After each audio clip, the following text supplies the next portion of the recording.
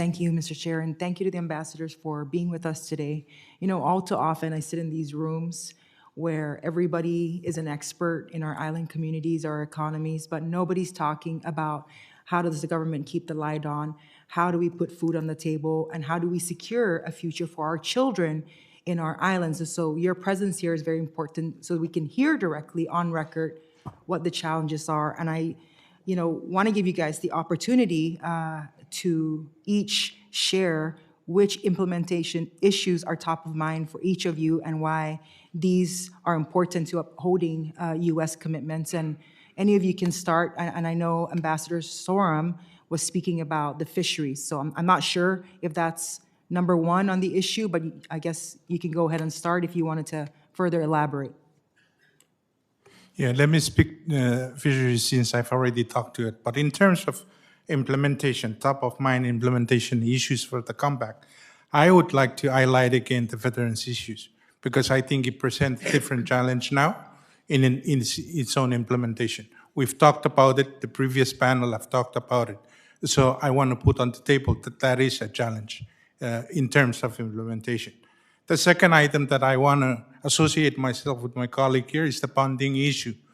Just because it provides a different challenge in the way the bonding requirements are set up now, it currently eliminates our local companies to participate in the process of compact development and economic development. So, but I also want to say that we are working through this with our partners. I'm grateful for DOI and Department of State.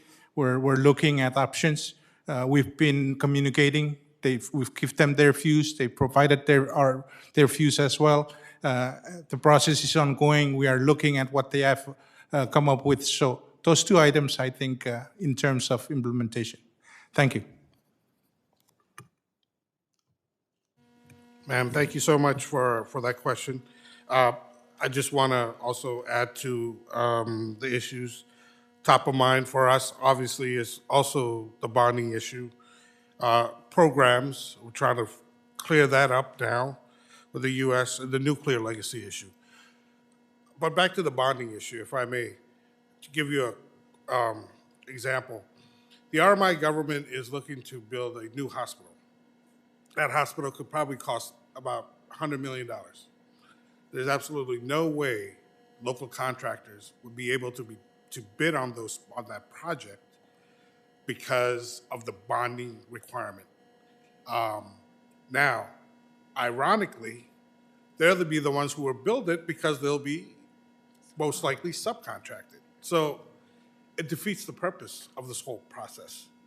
And we're making that clear to the U.S. administration, and hopefully we can come to an agreement on that. And obviously, the nuclear legacy issue.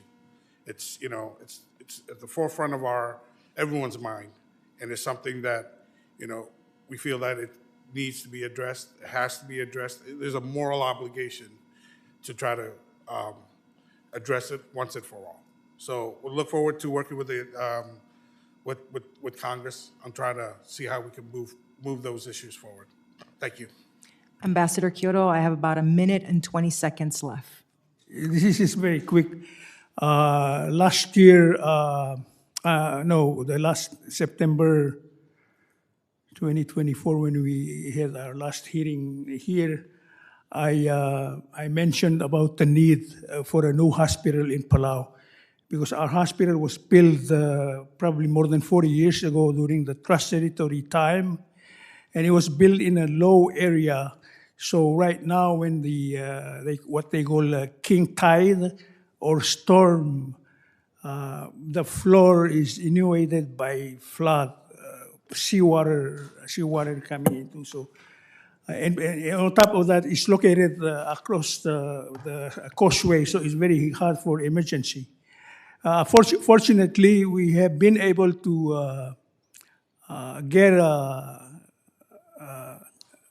an agreement with the U.S.